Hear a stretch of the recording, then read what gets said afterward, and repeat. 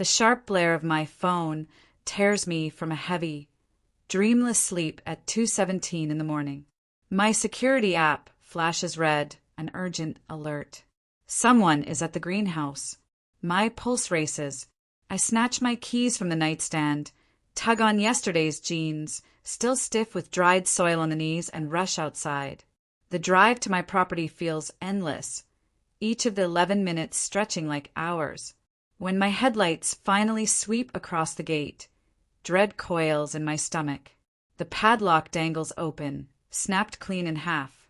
I pull up without thinking, leaving the car skewed in the gravel, headlights cutting through the blackness. My hands shake as I push open the gate. The crunch of shattered glass under my boots sounds like thin ice cracking on a frozen pond, echoing through the still air. Every step forward reveals more ruin, more chaos. "No, no!" I whisper, barely hearing myself over the pounding in my chest.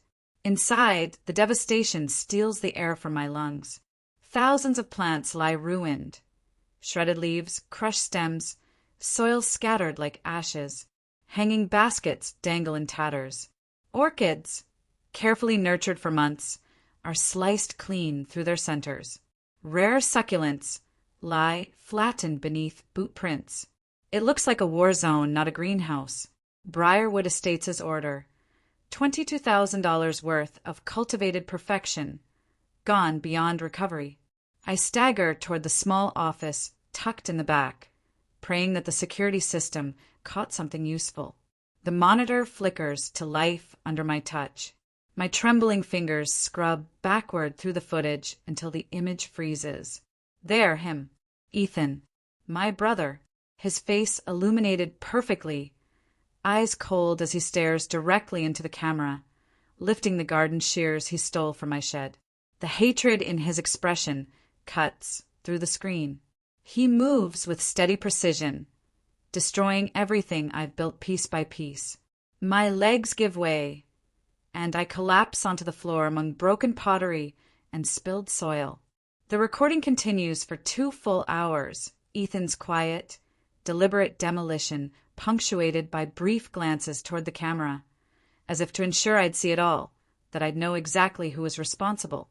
Only 1 week earlier, we'd been gathered around my parents' dining table. Mom had passed the mashed potatoes, and Dad had cleared his throat in that familiar way that always came before an uncomfortable conversation. "Ava, honey," Mom had begun, her tone soft yet edged with expectation. "Ethan's between jobs again. We were thinking maybe your greenhouse could be the perfect place for him. You're doing so well now." I'd set my fork down carefully. "Mom, I really can't afford another employee right now. And Ethan doesn't have any experience with plants." Dad's laugh was short, humorless. "He just needs someone to give him a chance. How hard can watering flowers be?" I'd bitten back the urge to lecture them on soil pH balance, temperature calibration, nutrient schedules, the 1,000 details that made my business thrive. "Family needs to look after one another," Mom had added, reaching for my hand. Her palms were soft, untouched by the kind of work that left mine calloused and raw. "I'm sorry," I'd said, firm but calm. "It's not personal. I just need people with experience. The Briarwood contract is too important to risk." Ethan had smiled tightly. "No worries, sis. I get it." But he hadn't. The next morning, the messages started. "You always think you're better than everyone. Must be nice having Mom and Dad's favorite business. Guess family doesn't mean much to you." 3 days later, his texts turned venomous and I blocked him. My parents called daily after that, their disappointment heavy in every voicemail. I let the phone ring while I worked 16-hour days, preparing for the Briarwood order, the biggest of my career, my chance to finally clear a large part of my loan. Late last night, exhausted after finishing the final transplants, I'd checked my voicemail. Ethan's voice was thick with bourbon and anger. "You'll regret choosing those stupid plants over family, Ava. Just wait." Now, standing amid the wreckage of everything I've built, I finally understand the full weight of that threat. My hands tighten around my phone as I begin taking photographs of the damage, one section at a time, methodical and precise. When I've captured it all, I call the police. My voice trembles, but stays steady enough. Yes, I need to report vandalism and destruction of property. I have video evidence identifying the perpetrator. While waiting for the officers to arrive, I wander back through the remains of the greenhouse. I remember the pride I'd felt 4 years earlier, signing the deed to this land with money saved from 3 jobs I'd worked since high school. The loan officer had smirked when I'd walked in, but that smirk had vanished once I'd shown him my business plan, detailed to the last cent. On the monitor, Ethan's image replays, this time wielding a hammer, smashing a row of terracotta pots. His movements aren't wild. They're deliberate, meticulous. This isn't blind rage. It's malice, calculated and exact. Something inside me shifts. The shock ebbs, leaving behind a cold, focused clarity. I straighten my back, brushing dirt from my palms onto my jeans. This ends today, I whisper to the hollow air. My voice no longer shakes. Outside, sirens wail faintly, drawing closer. The first light of dawn bleeds into the horizon, faint but certain. I step carefully through the ruins, moving to meet the approaching officers. I'm done mourning what's lost. It's time to protect what's left. The next few hours blur into paperwork, questions, and quiet determination. By the time I pull into my parents' driveway at exactly noon, the police report rests in a folder beside me. The house looks smaller than I remember, the white columns and brick facade stripped of their childhood grandeur. My hands grip the steering wheel, steady but tense. I've practiced this confrontation in my mind for hours, yet my throat still tightens with the weight of it. The familiar doorbell rings its same 8-note tune, unchanged since I was 10 years old. Mom opens the door, wearing her Sunday cardigan, though it's only Tuesday. Her smile falters the moment she sees me standing there. "Ava, honey," she says softly, "we weren't expecting you." My voice emerges steadier than I expect, though my insides quake. "I need to talk to everyone," I say, my gaze fixed on each of them in turn, Ethan included. Mom hesitates in the doorway before finally stepping aside to let me in. The living room feels smaller than I remember. Dad sits rigidly in his leather recliner, the morning paper folded neatly across his lap. Ethan lounges on the couch, legs stretched out, phone in hand, casual as ever. Both look up when I enter, but neither bothers to stand. "Ava." Dad gives a small nod, his tone measured. "What brings you by unannounced?" I place the folder I've been clutching on the coffee table. "My greenhouse was vandalized last night," I say evenly. "Everything was destroyed, the entire Briarwood order." Mom gasps, hand flying to her chest. "Oh my God, sweetheart, did you call the police?" I did. My eyes shift toward Ethan. They have the security footage. His expression doesn't flicker. Calm, almost bored. "I don't know what you're talking about," he says, voice smooth, practiced, too familiar. The bile rises in my throat. Without another word, I unlock my phone and connect it to their television. The screen flickers to life, Ethan's face appearing in perfect clarity. He looks straight into my camera, lifting my stolen garden shears in a mock salute before turning to slice through rows of orchids. Mom's hand covers her mouth. Dad's grip tightens around the newspaper until it crumples. Ethan's face shifts, shock, then fury, as his own actions play out in silence. "Turn it off," Dad says finally, his voice low. I pause the video, but leave it on screen. "The police already have copies," I reply quietly. "They're filing charges for criminal damage and unlawful entry." The silence stretches thin as wire until Mom's voice breaks it. "Surely we can handle this privately," she pleads. "As a family." Dad exhales, setting the newspaper aside. "Ava, I understand you're upset, but the greenhouse is insured, isn't it?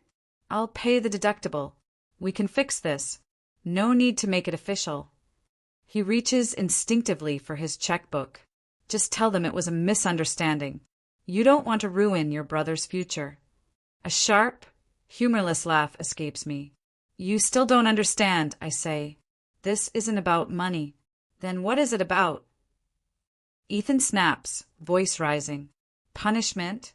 Revenge. It's about consequences, I answer simply. Something you've never faced. Mom steps quickly between us. Please, Ava. We're family. Family. I echo the word slowly, tasting the bitterness of it. Was it family when you gave Ethan a key to my house without asking me? You said it was for emergencies. The shared look that passes between them confirms everything. How long have you had that key? Dad shifts uncomfortably. Since you bought the property, but that's not. 4 years, I finish for him. The betrayal tastes metallic on my tongue. For 4 years, you've had access to my home without my knowledge. Ethan stands defensive. You're overreacting. It's just a key. Just like it's just plants. I counter. Just business. I take a steadying breath. Daniel called this morning. Said you've been telling people I owe you part of the greenhouse. That it was meant to be a family venture. Ethan's voice hardens. Well, it should have been. Dad helped with your loan. Mom helped name your business. And when I needed one favor, you shut me out. I glance down at my hands. Dirt still trapped beneath my nails despite scrubbing them raw. I built this with those hands. Across from me, Mom's manicured fingers rest neatly on Dad's chair arm. Smooth and spotless. The contrast feels like proof of everything. I'm not dropping the charges. I say quietly. Dad opens his checkbook again. Name your price, Ava. I'll pay for the damage and extra for your trouble. My eyes drift toward the mantel where our family photos sit lined up like silent witnesses. Ethan's graduation day. Ethan's first car. Ethan's college acceptance. My business license sits off to the side, small, half hidden behind a candle holder. Some things can't be bought off, I tell him. My phone buzzes.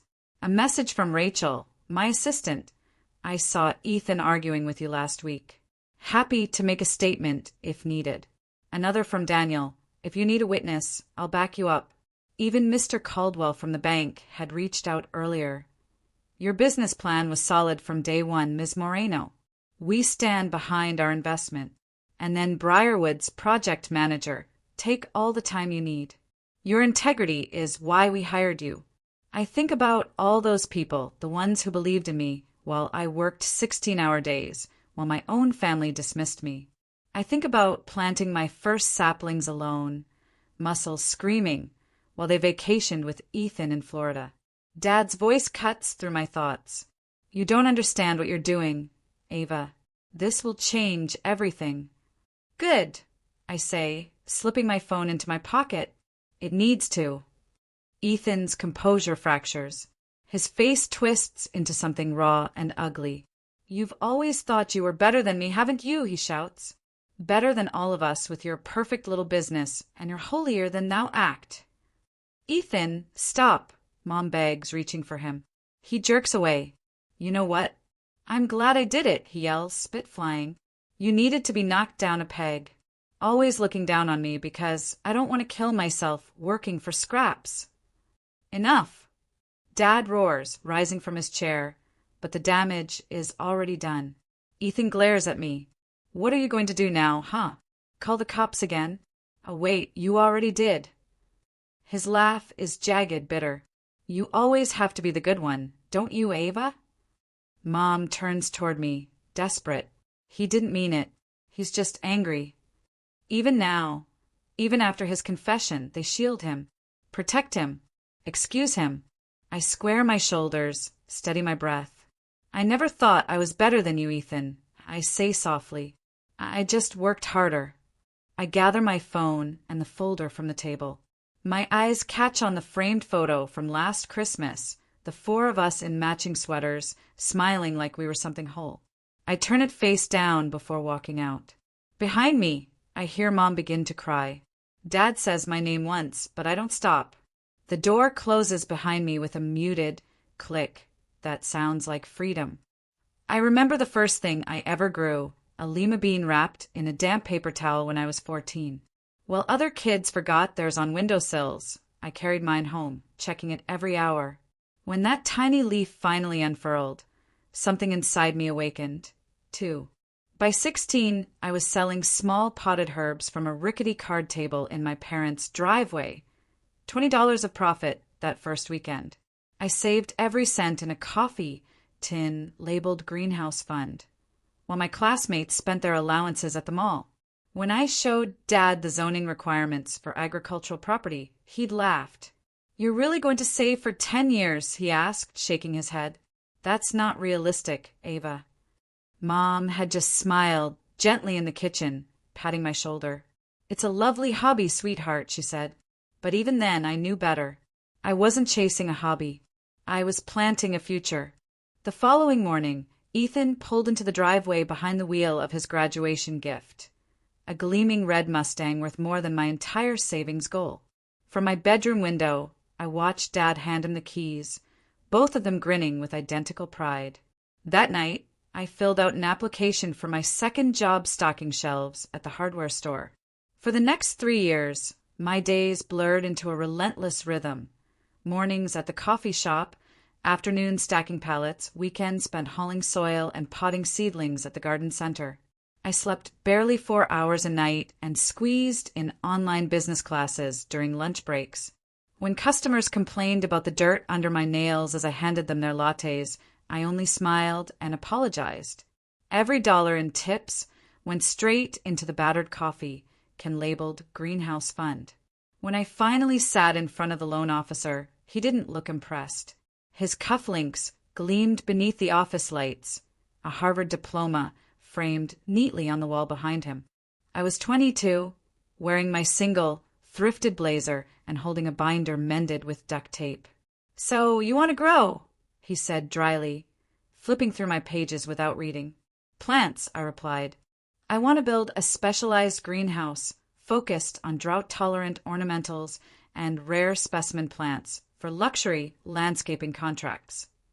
My voice stayed calm, the words rehearsed 100 times in the mirror. His eyebrows rose slightly. "Let's see your projections." 3 hours later, after questioning every number and note, he approved half the amount I'd asked for. "It's the best I can do for someone with no business record," he said. "Take it or leave it."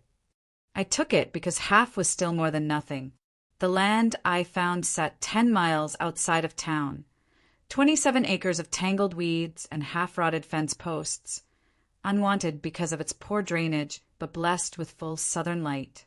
The previous owner had gone bankrupt trying to build a subdivision, and I bought it for 30 cents on the dollar.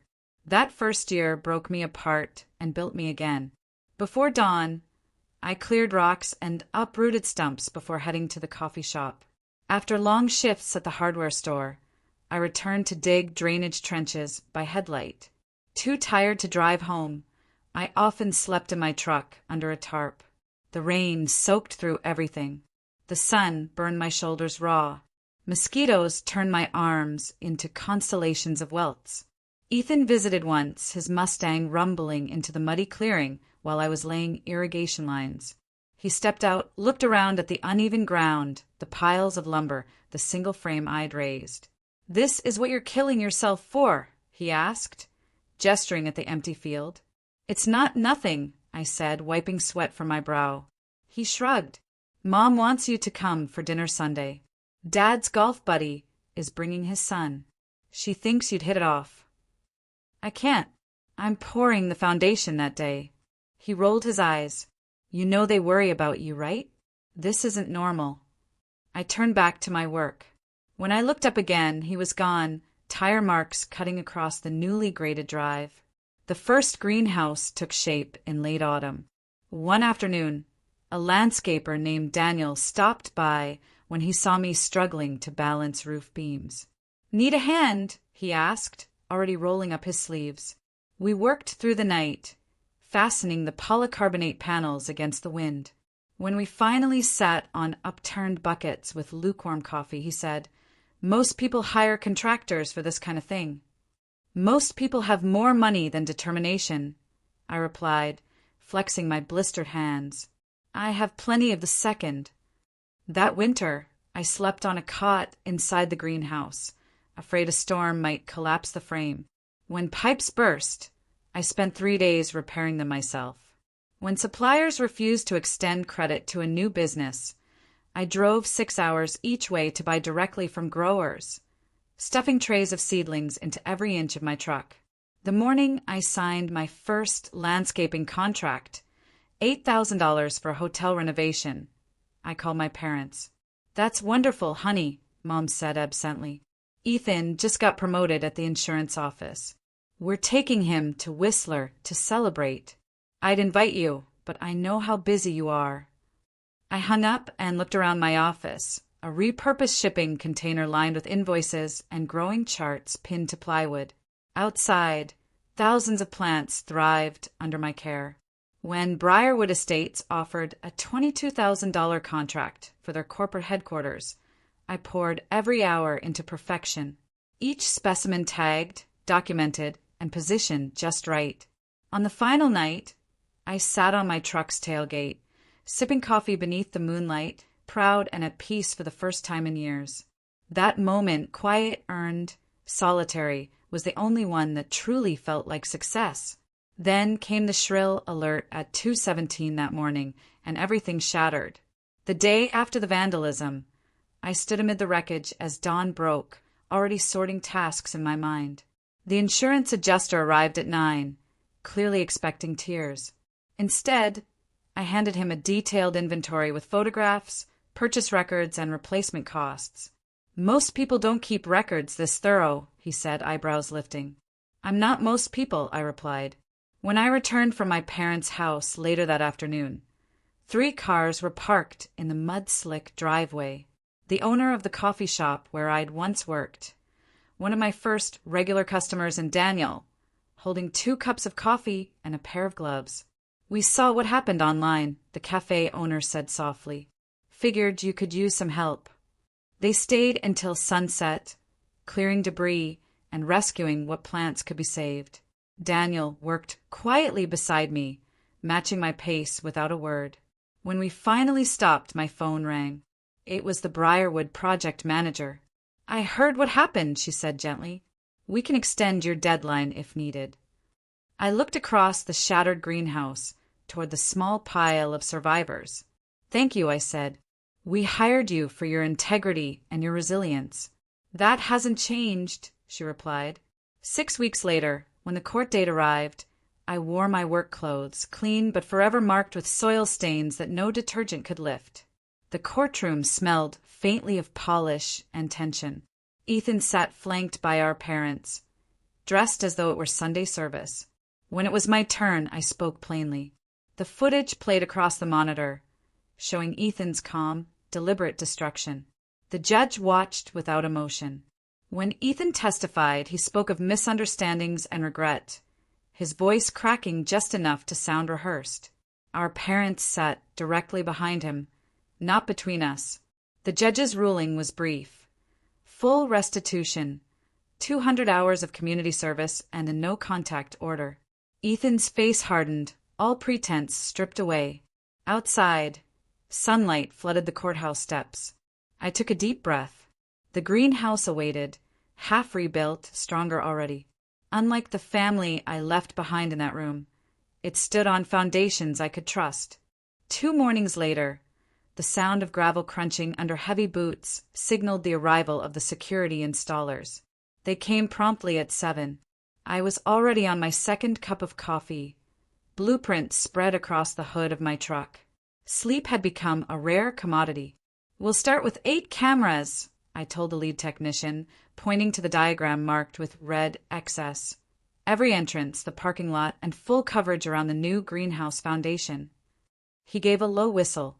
"Most folks just tell us to make it secure and let us decide. You've done your homework."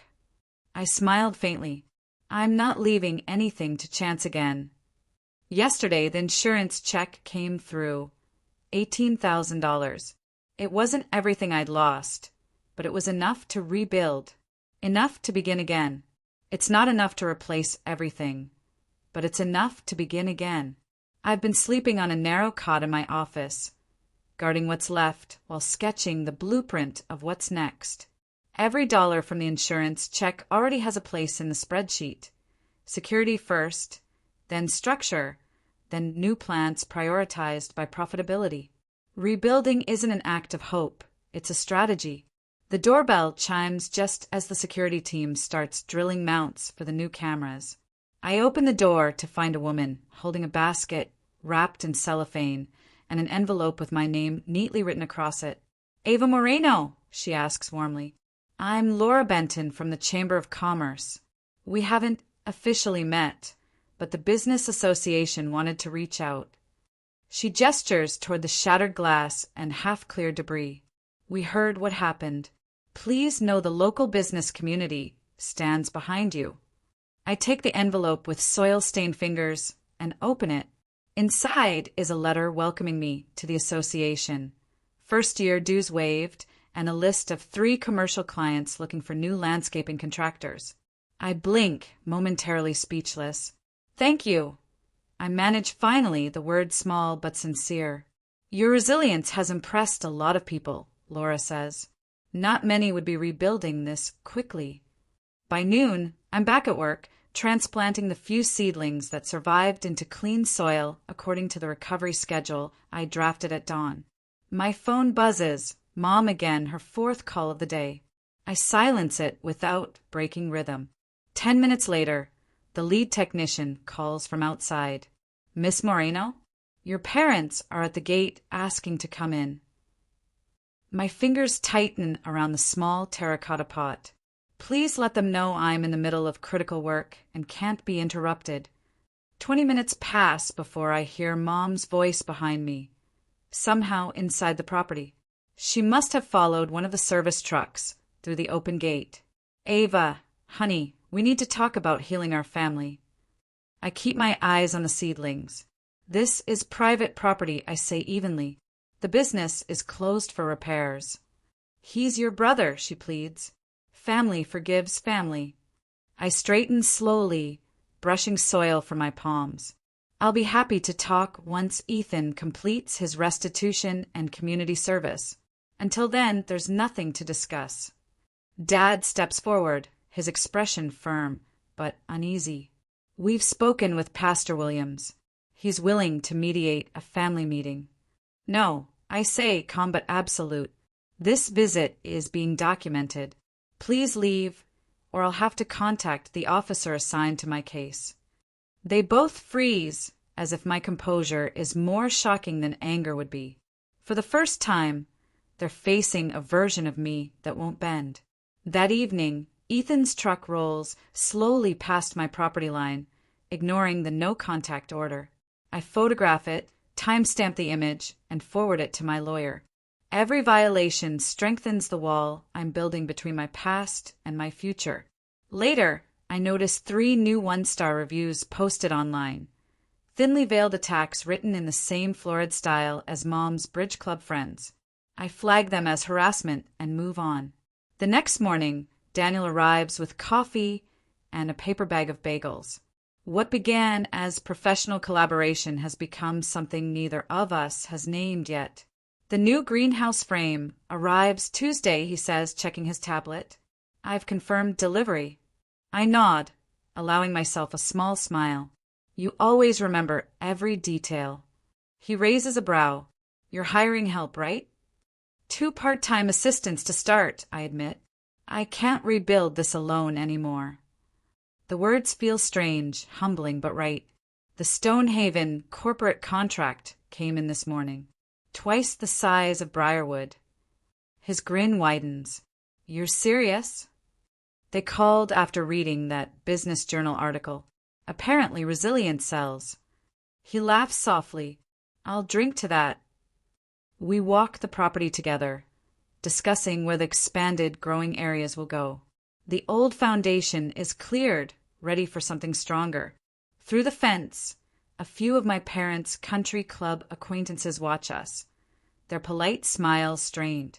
News travels fast in this town. Your mother called me yesterday, Daniel says casually as he tests a support beam. I stop. What? She asked me to convince you to drop the charges. She sounded genuinely surprised when I told her you were right not to. Pressure builds behind my eyes, but I blink it away. They'll try everyone eventually. He shrugs. They'll fail. Thank you for... I start, then stop, unsure how to finish. For what? He asks gently. For not needing an explanation. That evening, my phone pings again. First from one of last season's employees asking if I'm hiring. Then from a local supplier offering extended credit terms. The messages feel like small green shoots after a storm. I sit at my makeshift desk, surrounded by signs of progress. Security cameras monitoring every corner, new partnerships forming, fresh contracts pinned to the corkboard. The new greenhouse frame arrives next week. 2 new employees start Monday. The Stonehaven contract is signed and filed. Ethan may have destroyed what I built, but in doing so, he forced me to build something stronger. I review my planting schedule one last time, then allow myself 6 hours of sleep, the longest stretch since that night. Tomorrow will bring another day of deliberate growth, another day of boundaries protected, another day of rebuilding, not just what was, but what should have been all along. For the first time since the destruction, I fall asleep without checking the camera feeds. 6 weeks of distance pass before my mother's text appears as I finish inventory. Family dinner tonight. 7 p.m. time to make peace. I read it 3 times, my stomach tightening. It feels like an ambush, but perpetual avoidance isn't healing either. When I call Daniel, his answer is immediate. You don't have to go, he says. But if you decide to, I'm coming with you. I'm going, I reply. And I'm bringing every record of my brother's harassment. That evening, his steady presence beside me as we drive up the familiar street keeps my breathing even. The house looks unchanged, immaculate lawn, gleaming brass knocker, autumn wreath centered with precision. Before we can knock, the door swings open. Mom stands there, smiling too brightly. Ava, sweetheart, she says, voice trembling just enough to sound sincere. She pulls me into a careful hug. Her perfume, the same one she's worn for 20 years, lingers in the air, sweet and suffocating. Mom's eyes flick toward Daniel. And you must be Daniel, she says with a smile a little too bright, too polished. It's so nice to finally meet you. The dining room glows with soft candlelight. My mother's best china gleams beneath the golden flicker, crystal glasses arranged with military precision. Everything smells faintly of pot roast and nostalgia. Dad stands at the head of the table, his forced smile faltering at the edges. Good to see you, Princess, he says, my childhood nickname, and used for 10 years, dragged out now like a prop. Something in the air feels wrong. Then I notice it. The table is set for 5. Footsteps echo from the kitchen, and my heart stops before my mind can catch up. Ethan enters, holding a steaming casserole dish, wearing an expression of humble performance. My blood runs cold. The restraining order couldn't be clearer. 500 feet, minimum. What is this? My voice drops to a dangerous calm. Now, Ava. Mom cuts in quickly, voice smooth as butter. We thought it was time for everyone to talk things through, like adults. Daniel's hand finds the small of my back, steady, grounding. I catch Dad's eyes dart toward the gesture, his jaw tightening. Ethan isn't supposed to be within 500 feet of me, I say quietly. That's not my rule, it's the court's. Dad spreads his hands, feigning patience, which is exactly why we need to discuss it. Sit down, please. Your mother made pot roast. The audacity steals my breath. I stay standing. We're family, Mom insists, voice dropping into the soft, manipulative tone I know too well. What will the neighbors think? The Moreno family at war in court. Your grandfather would be heartbroken. Dad nods in solemn agreement. We've talked about this extensively with Ethan. He's ready to apologize properly. On cue, Ethan steps forward, his eyes wide with feigned remorse. Ava, I'm truly sorry for what happened, he begins. I was in a bad place, but I've been attending anger management classes. I've changed. The words flow too smoothly, rehearsed, practiced in front of the bathroom mirror upstairs, coached by parents who never stopped excusing him. I've heard this speech before, I say. After you smashed my science project. After you crashed my car. After every disaster you walked away from because someone else cleaned it up. Mom clears her throat delicately. Well, once Ethan apologizes, we thought perhaps you could reconsider pressing charges. Your father can cover whatever damages remain. The insurance already did that, I answer. It's the criminal record, Dad explains as if I'm dense. It's hurting him. 3 job interviews have fallen through. I open my messenger bag and place a folder on the table. This is a printout showing Ethan driving by my greenhouse 4 times last week, I say, sliding the first page forward. This one is from yesterday. He parked outside my house for 27 minutes. I add another page, and these are messages from different phone numbers, since I blocked his main one. Their faces tell the story before anyone speaks. They knew. They always knew. Real amends, I continue evenly, would mean respecting the court's boundaries. It would mean Ethan finding a job and paying restitution himself instead of relying on Dad's wallet. It would mean change, not performance. Mom's hand rises to her throat. Ava, family is above all. No, I say steady now. Respect is above all. Consequences are necessary. Ethan's composure cracks. You've always been so high and mighty, he spits. You think your precious plants make you better than the rest of us.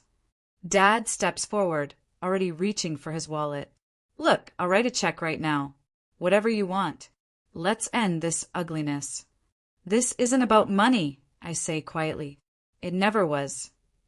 They look confused, genuinely bewildered that some problems can't be bought away. I straighten, feeling the weight leave my spine. When you're ready to respect my boundaries, the legal ones and the personal ones, I'll be here. But reconciliation requires changed behavior, not more words. Ethan's face twists with rage. You self-righteous bitch. You've always thought you were too good for this family. Ethan, Mom gasps, moving instinctively toward him instead of me. Even now, still protecting him. You see. Dad shouts, waving a hand toward the chaos. This is what your stubbornness does. If you just forgive and forget. Like you taught him to. I ask softly, when has he ever faced real consequences? The silence that follows feels heavy, absolute. Mom's expression crumples. Dad looks hollow, like a man finally realizing the limits of his control. I turn toward the door. Daniel is beside me, quiet, composed, ready. The sounds of their raised voices chase us to the porch, but the air outside feels mercifully still. The night sky stretches clear and endless, stars glinting through the cool air. I inhale deeply, the first unweighted breath since stepping into that house. You okay? Daniel asks as we drive away. I watch the house shrink in the side mirror until it's just a shape against the horizon. Yes, I say finally. I really am. Morning sunlight filters through the newly installed skylights, scattering diamond shapes across the greenhouse floor. 1 year has turned this place from ruins into a living cathedral. Orchids curve gracefully along their trellises. Succulents form perfect spirals of color. Ferns cascade down like soft green curtains. Miss Moreno. Maya calls from the doorway, clipboard in hand, my newest hire, bright and efficient. The Martin account paperwork's ready for your signature. Thank you, I say, checking my watch. 7:30 a.m. The day is already alive with purpose. I adjust the irrigation flow for a row of rare herbs destined for Chef Paolo's restaurant next week. My office, a small room of reclaimed wood and wide windows, feels both humble and complete. On the wall, my original business plan hangs framed and slightly yellowed, the ink still bold, the dream intact. The same loan officer who once dismissed me with raised brows sent an email yesterday. Congratulations on repaying 70% of my loan ahead of schedule. Refinancing approved. The smile that tugs at my mouth comes easily this time. My phone buzzes. Dinner tonight to celebrate the refinance? I've got something special planned. Daniel. The warmth rising in my chest has nothing to do with sunlight. What began as shared determination has grown into something far steadier, a partnership built on mutual respect instead of guilt or debt. Dr. Ellison would call it progress. In therapy, I've learned the difference between family ties and family bonds. One is automatic, the other earned. Last month, I talked about Ethan without my voice shaking or my hands tightening. It isn't forgiveness, not exactly. It's release, the slow, deliberate kind that frees you from anger before it roots too deep. The doorbell chimes softly. Through the glass, I see my mother's silver sedan parked near the entrance. She stands beside it, uncertain, clutching a small terracotta pot, something green sprouting from its center. Our relationship now lives in careful text messages and quiet coffee meetings, her attempts at connection measured and respectful. For once, she doesn't cross the fence line without permission. And for the first time, I don't feel the urge to lock the gate. Dad still hasn't come by, not once. He's waiting for an apology I'll never give, because defending what's mine isn't something I regret. Ethan, on the other hand, finished his community service exactly as expected. Dutiful on the surface, empty underneath. He went through the motions without letting a single lesson take root. Last week, Harrison's Garden Center called me out of the blue. Ethan had applied for a position there, claiming extensive greenhouse experience on his resume. The owner wanted to verify his background, one of many quiet connections Ethan never realized I'd spent years cultivating in this community. Bridges built through trust, effort, and integrity, the kind that endure. Good morning, everyone. I call out as my team gathers for our daily huddle. Their faces are open, lively, full of purpose. These are people who choose to be here, who believe in what we've created together. After work, I take my usual walk around the property, the evening light spilling gold across the soil. The new security cameras glint subtly from their corners, silent sentinels keeping watch. Freshly planted beds bloom, where shattered glass once glittered under floodlights. The client whose order Ethan destroyed now sends contracts 3 times as large, impressed not just by our recovery, but by the way we handled the storm. Daniel arrives as the sun dips low, his expression thoughtful, his hand brushing against his pocket as though steadying something small and precious. Walk with me, he says. We move through the largest greenhouse, where climbing roses twist upward along the arbor I once nursed from fragile cuttings. When we reach the center, he stops beneath a canopy of blooms, drops to one knee, and opens his hand.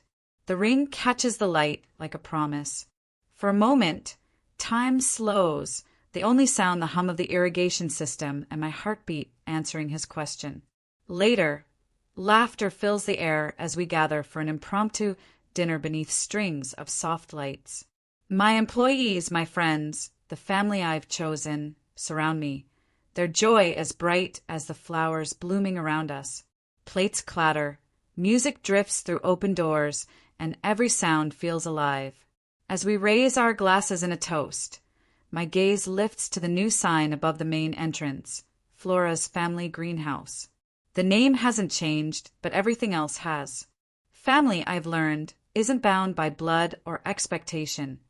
It's the people who show up, who stay, who grow beside you.